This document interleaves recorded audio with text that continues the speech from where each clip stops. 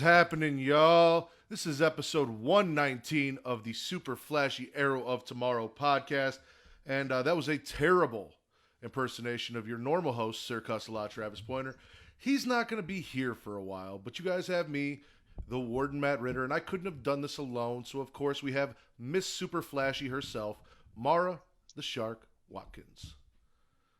Hello. How's it going, Mara? The inmates are running the prison now. That's actually how that whole thing started. Was when I went on my honeymoon. Travis and our old co-host Eric ran the podcast without me, and they referred to themselves as the inmates because I wasn't there to keep them in line. So The warden. yeah. So what's up? How's it going? It's been pretty good. I mean, we're down everything. Yeah, All we have is Stargirl. that is true. I'm gonna let you guys know. I'm not gonna say that Mara and I don't get along, but Mara and I really enjoy giving each other a hard time. And this is the first time Mara and I have ever done a podcast together. So this may be going on for a couple weeks while Travis gets his shit straightened out. So give us some time to find our chemistry. We'll get there. We'll have a good time. We promise to make it entertaining for you guys. I don't know if you know this, Mara, but over on the Smackin' It Raw podcast, where I normally am, I have been taking the time to address what's been going on in the world as far as Black Lives Matter go and use our platform over there to just kind of create a conversation and be an ally and kind of support the movement, ask people to go protest or sign petitions or support, donate in any way, shape, or form. And I have been trying my best as a white person who grew up in a diverse area to explain to other white people who have not why they're wrong, essentially misconceptions and shit like that, and kind of straighten them out. But I think it's important here with you, a woman of color who lives in New York, that if you want to use this time to talk about anything, get anything off your chest, off your mind, hell, if you got questions for white people, I'll do my best to answer them. But just kind of talk about what's going on, your thoughts, all that. I mean, I don't thank you, Matt. I feel like we've gone through a long week of trying to figure out those things, like what do we want? What do we want to like? How do we want to like? How do I feel and all that stuff? It's hard, and yeah, it's hard because I'm a woman of color. I'm a lighter skinned woman of color, which means like there's different kinds of pressures there too. I'm raising a child who has who's also of color, but also of like it's been a whole bunch of stuff I've been dealing with all week and trying to address these things. Right. No, and um, I do think that it's really cool that we have made some progress. There are, laws being introduced and there are cops who are being charged and charges being raised to where they should be or almost to where they should be. As opposed to the manslaughter charge that was originally given. So things are being done, but it's not time to take our foot off the gas pedal and cruise just because stuff started getting done. Like, this is the time to hammer down, which is why I'm going to keep, like I said, every week on the Smack and Raw podcast, we're going to keep doing this at the beginning of the show. If I think of something I want to, if I see something on the internet where I see white people saying dumb shit, I'm going to go on there and try and straighten them out and tell them, hey, this is what's going on. We talked about, I went out last week and I explained to them, the difference between Black Lives Matter and All Lives Matter and how they must not be getting it and what's going on. And I also explained that white privilege is a real thing. And when someone says you have white privilege, you really don't need to get upset about it or feel attacked or hurt or anything like that because you didn't ask for it, but you do have it and it exists. And you need to recognize that you have it so you can see why we aren't equal, what you have that other people don't, so we can help them be equal and get to where we're at. So, yeah, you pretty much got it. well, I oh, go ahead. Sorry. I was gonna say I've been fortunate enough to not really have to deal with a lot of ignorant rhetoric. I see it, but like not in a place or setting where I have to step in Yeah.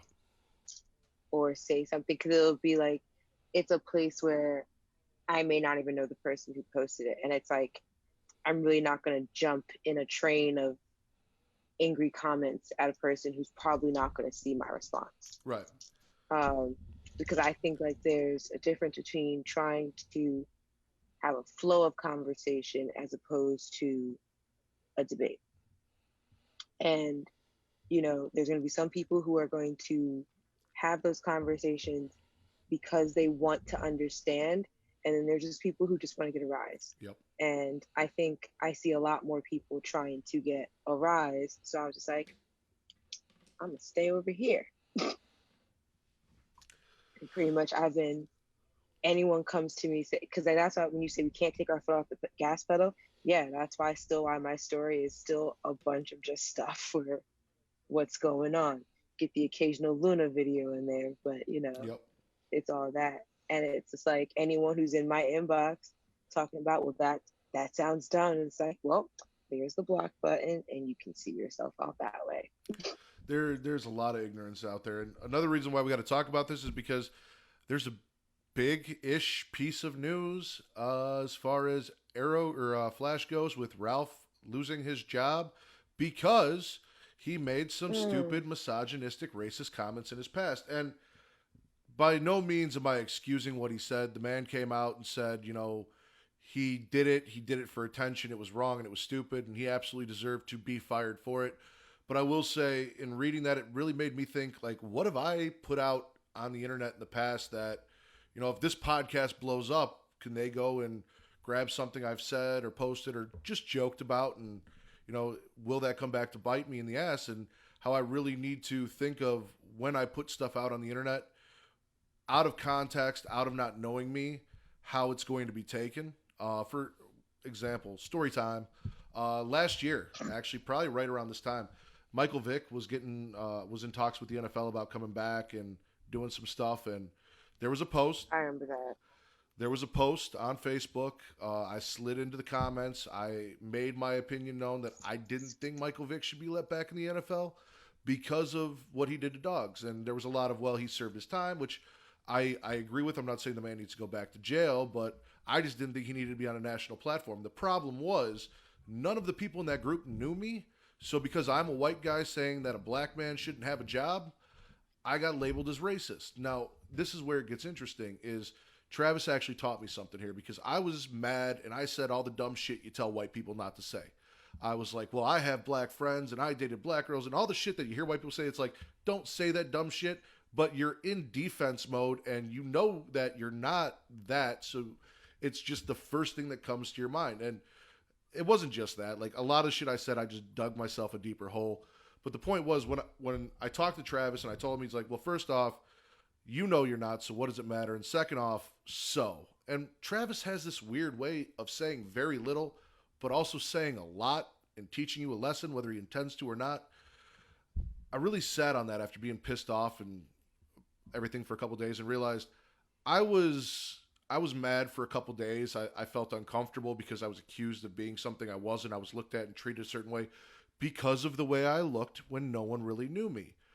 But the people that, like, that's the story of people of color their entire lives. It's not just a couple days in one conversation. It's all the fucking time. So the fact that I had to spend 2 days bothered compared to an entire lifetime is really fucking petty on my part. And again, I should be listening to them and why they disagreed with me instead of arguing with them and trying to make my point because I thought I had the right to and I was in the right. So, a little story for me, something I learned within the last year, thanks to Travis. So, Right. That's good. Ralph said some dumb shit, though, and Ralph is fired.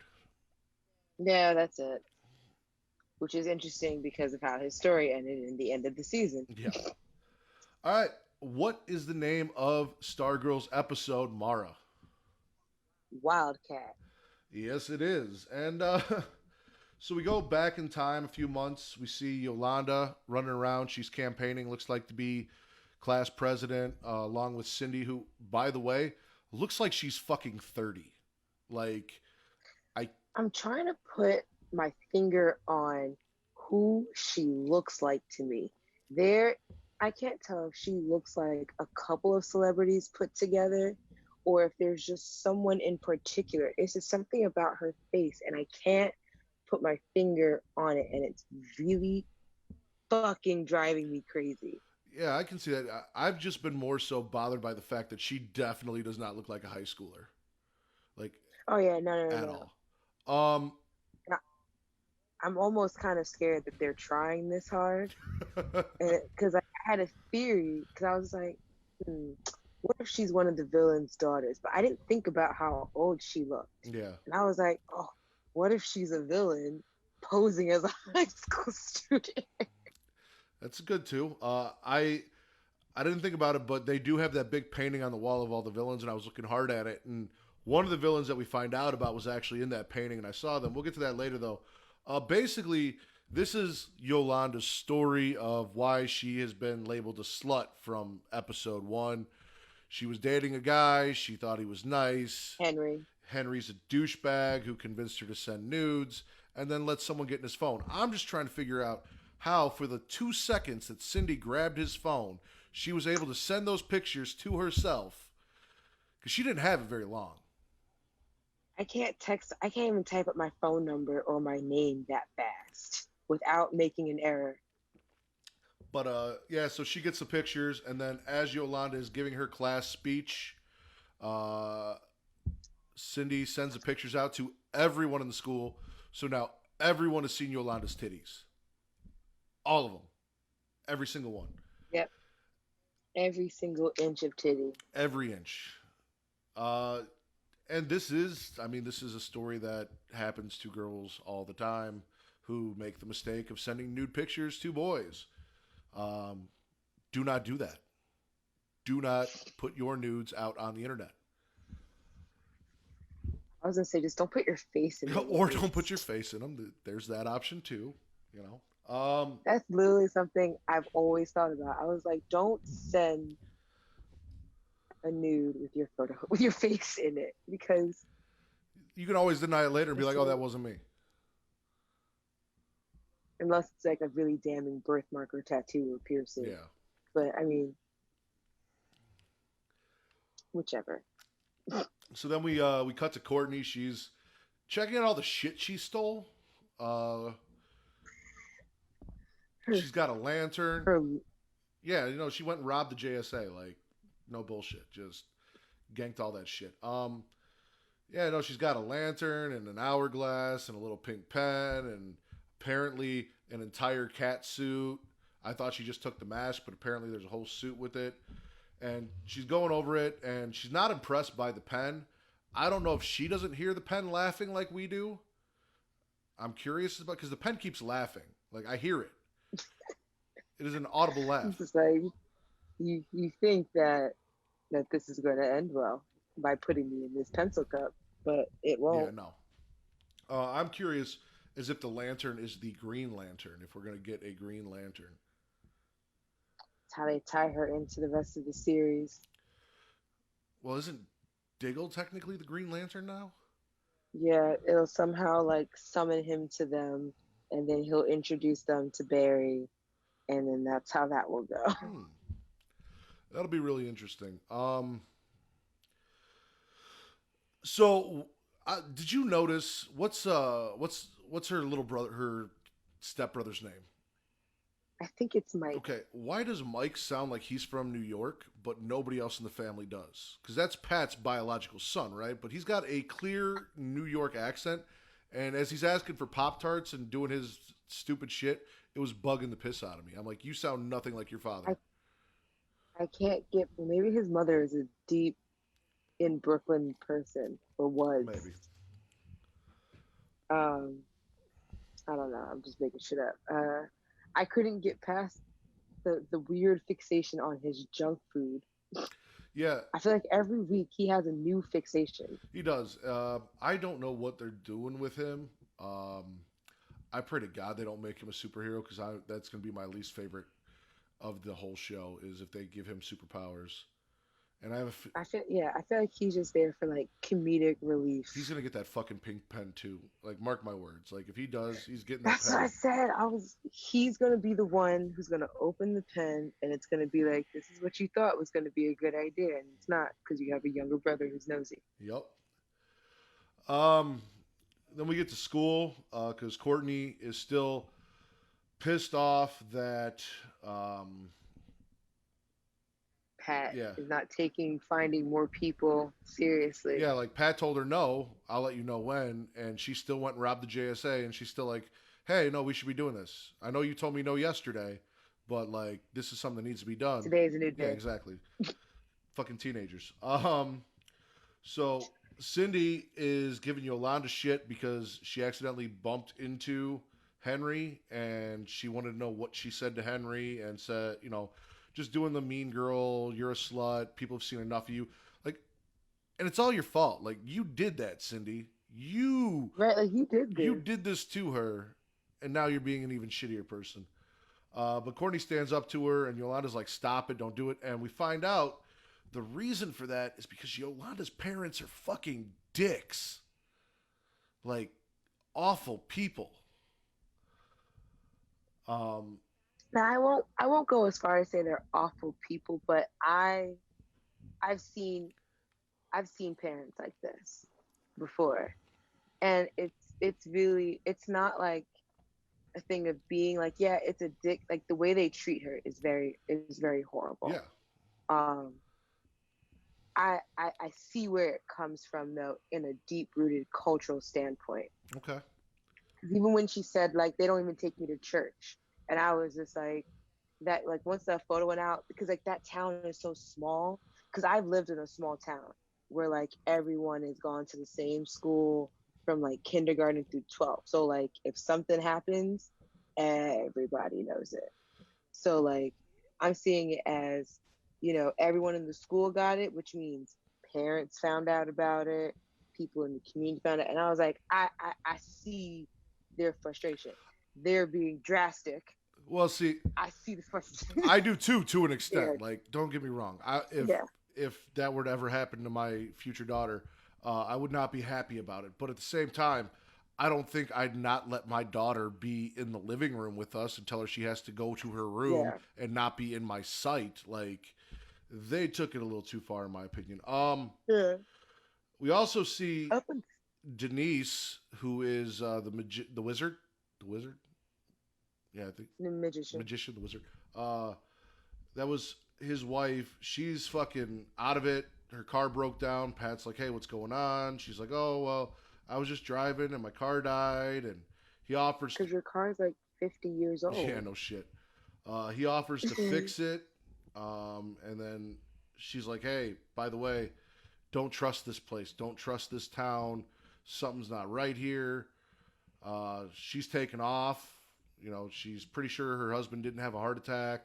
She's got all her son's shit in the passenger seat, all the magician shit in the passenger seat, Even the cat. and the cat.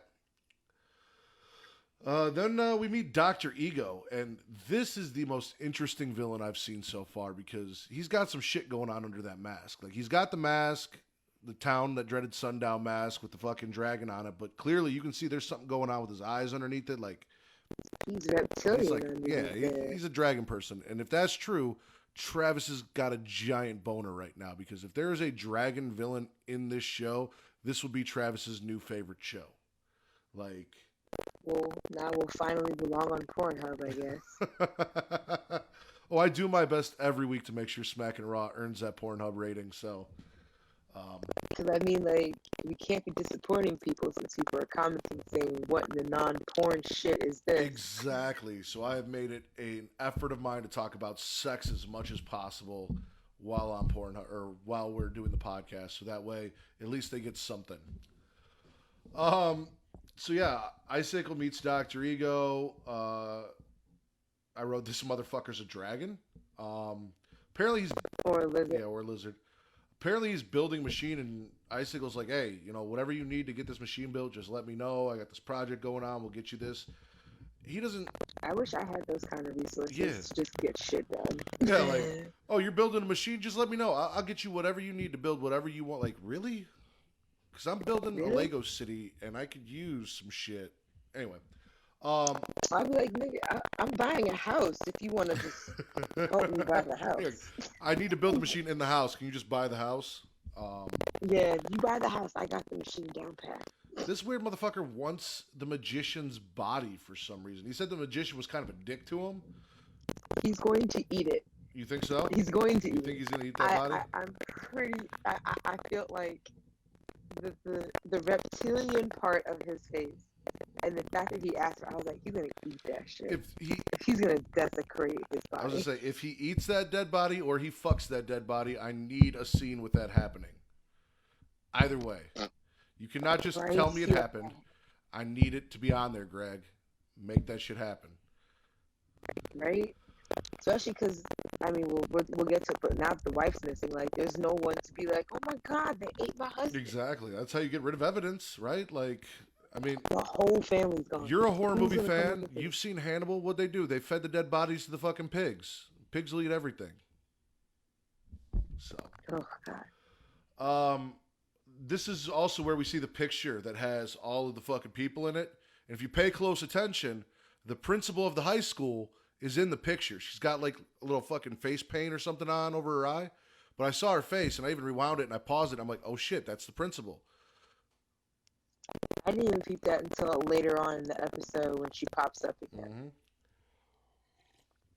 Then we got more of Courtney stalking a lot. Like, Courtney's a weird girl. Like, she's stealing shit. She's stalking people. She doesn't take no for an answer. She's kind of troubled. Sounds like she could use a father figure. First off, let's talk about that. Starman's not her father, right? Like, there is no fucking way that Starman is her father. Like, this chick is just delusional. I don't know. Because I've been having this conversation so much that, like, I'm so annoyed by it. Like, I just want to DNA test at this point. Kate and I are convinced Like, there's no way Starman's her father. Like, A, that those pictures look nothing alike. B, like, I get it. Yeah, the staff chose you, but there's no saying, like, what the staff chose was DNA. Like, it's not your dad's DNA. I just think, I feel like that picture in the locket and the one that she found in the basement, they looked very clear. I was just like, whichever. But you know, Travis has also made a point of like, there's no way that Starman could have possibly had a whole side life and Pat not know about it. I don't know. Pat's pretty fucking stupid. There is I that. mean, clearly Starman didn't value Pat as much as Pat valued Starman, because Starman made it clear, like, you're an idiot and you can't be a superhero. Like, I was gonna say that typically is the sidekick hero role. go find someone else. Well, fuck. The first, Look how Rick and Morty are. yeah. The first Robin became Nightwing. Like, he became a superhero. Like, it's possible. Shit happens. But clearly Pat does not have the ability to be a superhero. So obviously Starman's not trusting him with everything. Let alone a secret family. Who knows? Maybe Pat's got a big mouth. Maybe he's going around town telling everyone, oh yeah, Starman's actually so-and-so. And he's got a wife and kids. I actually have a great theory. You remember the movie Crank? Yes. Okay, so you remember that With scene? Jason Statham, Yeah, you right? remember that scene in Crank where Jason Statham's banging that chick in front of the girl full of, or the bus full of Japanese schoolgirls? You mean Courtney's mom? Yes, exactly. Courtney's dad is Jason Statham from Crank. And after that, she changed her name, moved away, had this baby, said that he left, but that is what's going on, is her dad is Jason Statham from Crank, and she was conceived in front of a school bus full of Japanese schoolgirls. That's my theory. Oh my god. That is a crazy theory. That's the universe I want to live in. Especially since her dad left when she was like 8. So, okay, and that's my other thing is, if her dad left when she was 8, she should know what the fuck her dad's face looked like. Like, you had 8 years of looking at that man to know what the fuck he looked like. Or however old she was when he left. Either way, you know what he looks like. Exactly. So if she doesn't know what he looks like, then there's no way she even knows that she met her dad. For all we know, the guy she met was mom's next boyfriend, who was a piece of shit that left. and the real dad is Jason Statham from fucking Crank, and that is the world I want to live in, because then Crank is now canon in the DC universe, and that would be awesome. I will let you hold on to that. Principals in the picture. Courtney. Yeah, so Courtney's stalking Yolanda. Yolanda's boxing after school. And she's like, listen, I don't want to deal with your shit. I don't want to be your friend. Just leave me the fuck alone. That's all I want from people. And Courtney's like, but I need you. I need you to be my friend because I got some shit to show you. Like, here's my number. And she goes, I don't have a phone anymore. You know why I don't have a phone anymore? Because the last time I had a phone, I sent titty pics. So they took it away from me. Like, do you not understand what happened here? Courtney does do the nice thing and say, listen, it's not your fault that your tits... Which also isn't accurate. What do you mean? She had a phone in the first episode. Yeah, true. But Courtney's like, it's not your fault that your titties got spread all over the school. It's Henry's fault. He was a dick. Like, yeah, you trusted the wrong person, but you didn't do it. He did it. So you shouldn't feel bad about yourself. And let me be your friend. So she cons Yolanda into coming over. That's where we found out that Yolanda's grounded forever. And I'm like, all this for some titties. Like, your parents are like that just for some titties. They really put some value on those chi-chis. Them titties are worth something there to be grounded forever. Yolanda finally opens up about everything to Courtney, and Courtney shows her staff, which, by the way, that is one bad motherfucking staff. Like, it face-fucked Brainwave. That staff face-fucked Brainwave into a coma. That is one of the coolest superhero accessories I've ever seen. Yep. Yeah, she's telling her that my dad's Starman, which we all know isn't true, or at least I don't think it is. And then she's like, here, put on... The season finale will be a Maury episode. We know it. Oh, Jesus Christ. I don't even want to wait that long. Like, just tell me next episode. Stop dragging this shit out. She makes Yolanda try on the Wildcat suit, and she's like, it doesn't fit. It's all loose. And she goes, well, I can tailor it on. Here, put on this mask.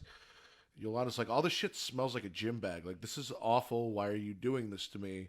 I thought we were going to be friends, and you're sticking me in stinky shit. And I'm mad she didn't even wash them before she put yeah, them right? on Like, her. if it smelled, why not go wash it first? Like, hold on, let's get some soap and water. It's been sitting there for like 12 years. Exactly. And 12 years of some other dude's sweat just baking in that mask, that's got to be the worst. I mean, I've been in a men's locker room. I played football. I know how bad that smells. I can't imagine 12 years of that smell just sitting there waiting. Yeah, no, not pleasant. She puts the shit on, and when she puts the helmet on, apparently the helmet is the magical aspect, because all of a sudden her baggy clothes are extremely form-fitting and tight, which she's a little self-conscious about at first. But I felt so bad for her. She was like, it's a little tight, don't you think? I was like, girl, just let it be. I get it though. No, this is what your parents do to you. They, you got the whole school calling you a slut, and people are like, you're very self-conscious about what you're going to go out in. But hey, you got a mask on. No one knows it's you yet. She's got some badass metal claws though. Like, that was dope. Like, I don't know shit about the JSA or Wildcat. Me neither. But I got so many Black Panther vibes in like that one scene when the claws came out. I was like, well, even the way the shit went through the suit, like when he gets hit and it distributes the fucking energy when he gets hit and goes through a suit. That's kind of what it looked like, as she was moving around and the suit was kind of making her do all sorts of cool gymnastic shit. Like, word. I like that the clothes and the props are what give these people all these crazy abilities. Yeah. I also like the fact that Courtney had to Wikipedia what Wildman's powers were so she could teach Yolanda. Wildcat's powers were, so that she could teach her what she can and can't do. And then that was awesome. We get to the you can jump off buildings. And I feel like this is going to be important later. Like, this is going to be Yolanda's arc, is eventually she's going to learn that she can jump off buildings, but she almost jumps off a building, possibly commits suicide, because she's like, fuck it, I'm ready to let all this shit go. I'm just going to do it. And then she's like, you know what? Now that I'm looking over here, maybe I won't jump off the building. The grass ain't so greener over there. Yeah, but apparently she's agile like a cat. She always lands on her feet. She's got these metal claws that can cut through metal. And they destroy the toaster. And then we've got to deal with fucking him not being able to have his Pop-Tarts because the toaster's destroyed. Oh my. Why is this kid eating so many Pop-Tarts? I don't know. I've had a pack of Pop-Tarts that last me forever because I can't eat them that much. Yeah. Too sweet. Which is saying something because I am a candy fiend. But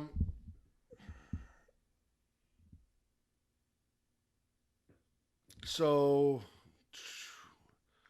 where was they see Henry drive by, and Courtney tells Yolanda, "Oh yeah, by the way, Henry's dad is Brainwave. He's evil." And Yolanda was just like, "You know what? I'm actually not surprised by that in the slightest." So that's my thing, is like Yolanda's real power is common sense, which nobody has in these shows at all, because like she hears Henry's father is Brainwave and she's like, oh yeah, that makes sense. And then when we get to the hospital, they're going to go visit Brainwave and they've got her, you know, climbing up fucking walls and shit. And as they're talking about it, Yolanda's the one that's like, well, if there are a bunch of superheroes and or supervillains and they're all friends, maybe they're visiting him at the hospital. Maybe we should go see who's come by to visit him, and then we can figure out who they are. And Courtney's like, damn, that's a good idea. Well, no shit, that's a good idea. So every team needs one. Yeah. So they go to the hospital. Brainwave's on the 7th floor. Apparently Beth needs friends. Beth is visiting her mom at the hospital. She makes her dinner every night. And when her mom says, you need friends, she goes, but you and Dad are my best friends. And she goes, no, you need real friends. Like your age. Yes. Her parents are kind of I'm shitty big too. on. Yeah, because it doesn't really feel like they've prepared her socially. Like, I feel like they were those parents, because it seems like they do big up there things, like mom's a doctor, dad does something that requires him to travel. Yeah. And it's like, it feels like they had her set for, like, you know, academics and other extracurriculars. And I feel like when it comes to how to interact with kids your own age, they didn't push her to do that. Yeah, no. Then. And I feel like now it's starting to bite them in the ass. Yeah, and they're not very subtle about them not enjoying her calling them during lunch to talk to them or any of this shit, coming to visit. Like, there are some parents out there who would kill to have their child come visit them at work and bring them lunch just to spend time with them. And they're like, stop doing this. Get a fucking life. What is wrong with you? I think that's cool. I think it's just like, I think when they do it every night, I think that becomes exact. It's like when I hear Luna call my name, like the 30th time in a row. It's just like to show me like a quick picture, and it's like, yes. Oh my God, stop. My wife does that to me, so I'll call her in the room to show her something, and she's like, really? So. But yeah, so like, I just think like, she needs to be pushed out the nest. Yeah. Like shoved. So Yolanda climbs up the building and into a window and almost gets caught, but she meets up with Courtney, or she's talking to Courtney, and Courtney almost kills a shit ton of people in the hospital on like her very second superhero adventure, because she's going to kill the power of the hospital. And the staff is like, no. And she's like, what's wrong with you? And the staff's like, And I'm trying to figure out like what kind of communication they have, because I see Courtney talk to the staff, and sometimes it seems like Courtney understands like what the staff's saying to her, but clearly in this case, the staff wasn't saying, don't kill the power, bitch. You're going to kill people. It was just like, so I don't know how that communication goes. Just through like a tantrum. Yeah. I don't know. Like, I feel like the staff understands her, and I feel like she understands the staff in a very limited way, like limited to maybe like yes or no questions, or if I ask the right questions with an either or answer. Okay. I think that's how she gets it, because like watching her talk to the staff is like watching me try to talk to Luna. If you ask Travis, like I'll sit here and really try to reason with her, and I'll be like, you don't understand a thing I'm saying, and I don't understand what she's saying. Yep. It's like trying to talk to a toddler. Well, I'm guessing that's going to be her arc in this season, is just learning how to interact with the staff better and all that shit. Just like Yolanda needs to get her confidence back. Yolanda needs to get her groove back. So anyway, as Beth is trashing, Courtney's stick is trashing the place. The nurse leaves, and Yolanda's able to get all the information on the patients. She finds Brainwave's room, and Henry's in there, which we should have known because we saw him driving to the hospital. That's how we started this whole thing. And she's about to fucking kill Henry. Like, she's got... She was just like, I'm done being angry because I'm ready to take you out. Yeah, no, I was like, slit his throat. Do it now. But no, for whatever reason, Henry says, I miss you to his dad, and all of a sudden she just stops her vengeful attack from behind on Henry. That apparently was enough to make her rethink this whole revenge plot and killing him. And remember that Henry's not that bad. He's really a nice guy. No, he's not. This is also where we find out that Principal Bowen is apparently an evil violinist, because she shows up in cahoots. Well, she's part of the IJSA? Is it IJSA? I don't know what it is. I just know it's just Injustice. So the Injustice we'll Society. just go with ISA. Because like I said, she was in the picture. So yeah, she shows up with this violin and she plays a song, and then she stops and looks at Brainwave like expecting him to do something, and nothing happens. So I'm trying to figure out, like, is her evil superpower a violin? Like, is that how she does it? Through music? I don't know. And it's funny because at first I was like, who is this woman? Why is she just playing the violin? Why is she just leaving? Yeah. And then as they're leaving, Courtney, who is new to being a superhero, has not learned to call Yolanda by her superhero name yet. She calls her Yolanda, and Beth overhears it, and now Beth knows that Yolanda is Wildcat. It's just kind of like one of those things of like, well, it's only a matter of time till 8 more people find out. What is the deal with Greg Berlanti just not allowing people to have secret identities? Like, he just hates the secret identity shit and shits all over it all the time. Like, I don't understand. Nobody. I'm trying to think. Is anyone on any of the shows have a real secret identity? Fucking, even though she doesn't exist anymore, everyone knows who Batwoman is, basically. Like, everyone on the show knows that Kate Kane is Batwoman. Oliver Queen has revealed himself to everyone. Anytime fucking several times Barry doesn't know what to do, he's just like, I'm Barry Allen. Everything's going to be okay. Look, it's just normal Barry Allen. I'm the Flash. And if I'm a good guy, then you can be a good guy too. Like, it's the weirdest thing to me that he just disregards the whole idea of secret identities for everyone. Jefferson, Black Lightning, they're the only ones. Everyone who knows their identities is technically dead, except for Wayne Brady. Okay. And the family, yeah. So. Yeah, well, I mean, everyone within their family. Well. And then Grace is in a coma. Okay. Gambi's part of their family. Everyone else is dead. Did they kill Little Bone Thugs? Odell? I think so. No, he's in jail. Okay. No, not Odell. Dude with the long hair. Travis calls Little Bone Thugs. Oh. The guy that thought he was going to get... No, but he's like another power... Like, he's another person with the... Ability, but... But everyone knows about... Like, other people know about him. Yeah. But I feel like... outside of them, no one else will know.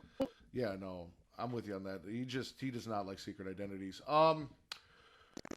Yolanda then tells Courtney that she's not ready to be Wildcat because she's got to be comfortable with who she is first, and she needs to be Yolanda before she can be Wildcat. So she goes home and she's like, "Listen, I know I fucked up and it was months ago, but I want to get my life back. I want to rebuild my life. I want to be the old Yolanda, In this family. and I need you guys to support me." And then there's a moment of silence, and then they're just like, "Go to your room." Like, terrible. Like, the only person that's got her back is her brother. Grandma didn't say shit. Mom and dad are dickbags. Like, just Brother was so fed up too. He was just like, y'all just gonna keep doing you're this just gonna keep treating my sister like this. Like, yeah, she fucked up, but over some titties. exactly. I don't think I'd ever be, I can't attest to it now because she's 4. And, social media will probably be very different by that time. I don't think I could be like that angry at her. Especially because, in a way, she's a victim. Right. Because to me, it's just kind of like I've been there. Well, not like in that same situation. Like I've been in that situation where, you send someone something that you trust them with and you hope it doesn't go out. So it's like I get being in that position. It's like I can't get mad at her for trusting someone. Right. You just teach her that she trusted the wrong person and to learn from this situation. And apparently don't put your face in those titty pics next time. Right. I feel like if I can at least dissuade her from doing it, just like, it's not the right thing to do because these things can happen. Yeah. But I don't think I would shame her for it. Well, that's good. You're going to be a good... Well, you are a good mom. I can't say you're going to be. I'm used to saying you're going to be because my baby's coming, but clearly you've been one for 4 years, and you're doing a good job, Mara. I'm trying. I'm doing my best. This is where we find out that Courtney just doesn't know how to take no for an answer because she showed up with the fucking suit anyway after Yolanda said, "I can't do it." And a cute little note that says, "I can't do this alone." And then she drew a star and a little kitty face. I would have been felt so much better if she was just like, "When you're ready." Yeah, exactly. Not like... That would have felt better than just kind of like, "I need you to come back." I know you've been gone for 10 minutes, but I can't do this by myself. Please come back. And then we cut to Pat. Pat is at a junkyard. He's looking for some belt thing. Yeah, so for a tractor. It's like the tracks that you see on like a tank is what he's looking for the tractor that he's building. And the guy is kind of giving him shit about, what are you building, this and that, blah, blah, blah, and tells him where to go look. And this is where we find Denise's car. Basically smashed up, windows busted out, destroyed. Pat sees the cat first, so the cat's there. And then he goes and checks on the car, and he sees the magician hat in there. And Pat realizes that somebody did not let Denise get out of town. They murdered her and tried to hide the evidence. There's some shit going on. Gone. Yeah. If not dead. Especially because she was, right. Especially after she went on that whole, like, don't trust this town. Yeah. This town has secrets. Because when she started, like, kind of mumbling or rambling about, like, her son Joey and stuff like that, and she was like, he just wanted to be just like his dad. And he was like, but his dad was a councilman. Right? Right? Right?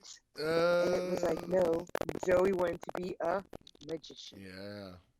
And again, Pat's not smart enough to put these things together when he fought these fucking people and should know plenty about them.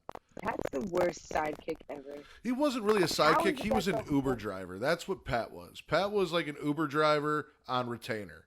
That's all he was. Oh, man. I was like, your whole team is dead, and you're the only one alive. Yeah. How? All right, Mara. So I think this is about the time that you guys do the who's winning and who's losing this week. Well, definitely who's losing is Denise. No shit. Denise and her cat, because her cat's now ownerless. Who's winning? Um, I guess the doctor, what's his name? Doctor Ego? Ego. I don't Yeah, know I mean, because he's a mystery. So he's on the scene. He got that dead body he wanted. He's got unlimited he's resources to going to build a eat that dead body. machine. He's going to eat that dead body. Yeah, I'm with you on that. I'll give it to Dr. Ego. He's probably got like a big crazy lizard tongue, and he's just probably just gonna like do like a weird lizard thing and lick it all up, and then he's gonna just devour it whole. I was gonna go with Yolanda because despite the fact that her parents fucking suck, she has a friend now and a superhero suit, and she's kind of got her confidence in herself back. She's broken out of the funk that she was in because of the way everyone was treating her, and she's ready to get back out there. But she's not I'll gonna get give to her eat it. that. She's not gonna get to eat somebody whole that she didn't like. So I might have to go with you on Doctor Ego. There is that. Like, sex is great and all, but have you ever had your enemy be eaten alive by a lizard person? So how are you feeling, Stargirl, so far? It's a slow burn, but I realize we're only 4 episodes in. Yeah. It's just kind of just like, I don't know. Because even like, I had this conversation with Travis about the second half of Flash. I thought the second half of that season dragged for a very long time just to kind of figure out what Eva's plan was. Yeah. And it was just kind of like, okay. And Travis was kind of like, well, remember, there's like X amount of episodes. And I was like, I get that. But this is dragging on. Like, story wise, it's dragging way too much for me. For Stargirl, it's kind of just like, okay, episode 1, you showed us there's 4 lonely kids here. Clearly, these are going to be all your friends. Like, clearly, this is what's going to happen. Let's just get to it. Why do we have to do this whole, I'm really you got surprised they're us? building the whole JSA now and that we didn't just establish Stargirl for a season and kind of build her up as a character and learn about these kids and then make them part of the JSA next season. Like, I'm really surprised that they're full on Doing JSA it this right away. fast. Yeah. And I was actually kind of thinking that too. I was like, I thought, because even Yolanda pointed, she was like, how long have you been doing this? She was like, a week. Yeah. And she was like, why am I listening to you? And I was like, you know, we're asking the same questions. She hasn't even really been superheroing a week. Like, she just went out and did some dumb shit, got a kid killed, and Pat was there to tell her it's okay. Pretty much. You woke up the ISA. Dude, that icicle, man, he is one cold. No pun intended, but man, that just Cold. murdered that kid, his quote unquote friend's son, no problem. Yo, I said that too. I wrote that in my notes. I was like, yo, that was pretty cold blooded. Yeah, right. Like, no pun intended, but no. All right, Mara. There's a Facebook group for Super Flash Hero of Tomorrow. What is the Facebook group? It is facebook.com/groups/super flashy era of tomorrow. And what are other places on Facebook that we can find Super Flash Hero of Tomorrow or the Creation Conversation, which should be coming out tomorrow? Oh boy. Uh, on facebook.com/creation world. And they can find me once a week, every week, over at facebook.com/ group/smacking it raw. there you go. You No guys, G. yes, no G, smacking it raw. You guys, of course, go check out Travis. He will be back. He is not gone forever. This is still his baby and his shit. We're just kind of here trying to make it work until he comes back. And Twitter and Instagram at Sir Cussalott. That is at SIR_CUSSALOTT. You guys can find me on Twitter because I don't do the Instagram. At Matt Ritter, that's at MATTRIDDER. You guys can find Mara on Twitter. And Instagram at Mara the Shark. That's MARADASHARK. And you guys can find all of the audio forms of this podcast, the video, on both YouTube and Pornhub. And the places to find those are Linktree/Creation World and Linktree, or no, just Linktree/Creation World. I'm sorry. Smacking It Raw, I made a Linktree for just the audio stuff.